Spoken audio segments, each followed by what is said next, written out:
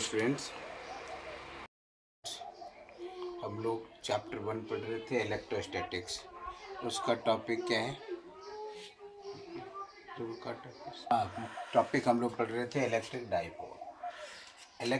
Die मतलब होता है दो, और पोल का मतलब आप जानते हैं कि डिफरेंट थिंग्स।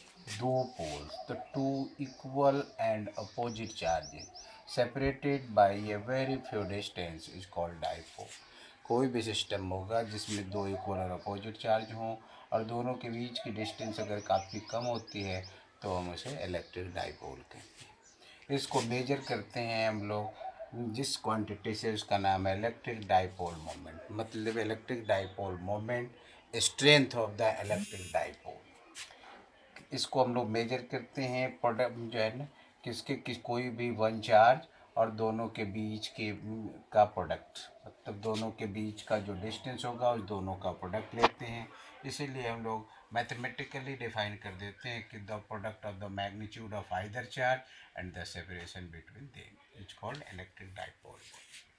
ये वेक्टर क्वांटिटी है और इसकी एसआई यूनिट इसके फॉर्मूले के आधार पर चार्ज की यूनिट कूलम और डिस्टेंस की यूनिट मीटर। तो इसकी जो हमारे पास यूनिट हो जाता है कूलम मीटर, ये लिखा हुआ कूलम मीटर इसकी यूनिट।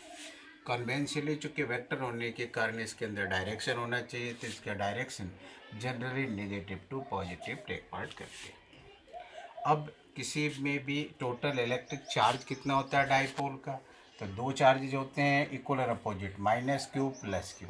तो माइनस क्यू प्लस क्यू दोनों को ऐड करेंगे तो जीरो, क्योंकि हम जानते हैं कि चार्ज क्या है, additive nature, that is charge can be added. दोनों चार्ज को हम जोड़ेंगे, वैल्यू कितना हो गया, जीरो। अब इलेक्ट्रिक फोर्स फाइंड करते हैं, तो फोर्स क्या होता है, क्यू इंटू ई। तो minus q e plus q e equal to zero. तो टोटल ट्रांसलेटरी फोर्स भी यहाँ जीरो पाया जाता है इलेक्ट्रिक। अब आइडियल डाइपोल क्या होता है? The dipole in which the separation between the two charges is very small, approximately equal to zero, is called ideal dipole. तो यही हम लोग कह देते हैं कि the electric dipole with very small separation, that is 2 is very small, approximately zero, is called an ideal dipole। ये होता है आइडियल डाइपोल। अब हम लोग फाइंड आउट करेंगे expression for the two charges, that is in ideal dipole, for the electric field on axial line, that is on its axis or equatorial plane. Now we have to find expression for electric field on axial line due to electric dipole. Axial line को हम लोग कहते हैं on its axis। और ये देखिए हमारे पास दो चार्जेज हैं, माइनस क्यू और plus q, separated by two है, इलेक्ट्रिक डाइपोल बनते हैं। इसी एक्सिस पर पी एक पॉइंट लेते हैं जो इसके सेंट्रल पॉइंट ओ से आर डिस्टेंस पर है, और हमें यहाँ फाइंड करना है इलेक्ट्रिक फील्ड क्या होगा। यही बात हम लोग इसको लैंग्वेज में लिखते हैं कि consider an electric dipole consisting two charges minus q and plus q separated by a distance two a. O is its midpoint.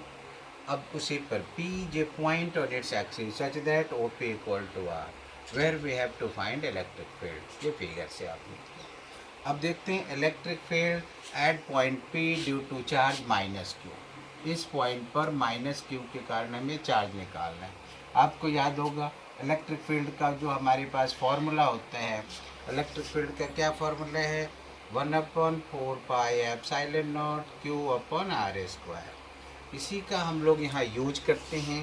तो देखिए 1/4 पाई एप्सिलॉन नॉट, चार्ज क्या है, क्यू, मैग्नीट्यूड के आधार पर, और डिस्टेंस लेना है यहाँ से यहाँ तक का डिस्टेंस क्या है, A P square. A P कितना हो गया, यहाँ से यहाँ तक आर है और यहाँ से यहाँ तक ए है, तो आर प्लस ए का होल स्क्वायर। सिमिलरली अब निकालते हैं electric field at point P due to charge plus q. तो P पॉइंट पर प्लस क्यू के कारण हमें इलेक्ट्रिक फील्ड निकालना है। फिर वही फार्मूला यूज करेंगे, 1/4 पाई जाए क्यू अपॉन बी पी का स्क्वायर। बी पी का मतलब क्या हो गया, यहाँ से बी पी लेना है, तो यहाँ से यहाँ तक आर है और यहाँ से यहाँ तक ए है, तो आर माइनस ए का होल स्क्वायर। क्योंकि ये रिपेल करता है तो डायरेक्शन बी पी के। अब नेट इलेक्ट्रिक फील्ड आपको याद है वेक्टर क्वांटिटी, जब दो फोर्सेज या दो इलेक्ट्रिक फील्ड, कोई भी दो वेक्टर क्वांटिटी हम लोग जब एक ही डायरेक्शन में होता है तो भले क्या करते हैं, अपोजिट डायरेक्शन होने के कारण एक डायरेक्शन में हम उसको बदलते हैं, तो इस कारण से वो अपोजिट, सपोज कीजिए वेक्टर ए है, ये वेक्टर बी है यहाँ से। अब इसकी डायरेक्शन अगर ये छोटा है, इसको अगर हम बदलते हैं सेम डायरेक्शन करने के लिए, तो इसको क्या करते हैं, माइनस बी। उसी तरह से हम यहाँ यूज कर लेते हैं कि इलेक्ट्रिक फील्ड कितना हो गया, E2 माइनस E1।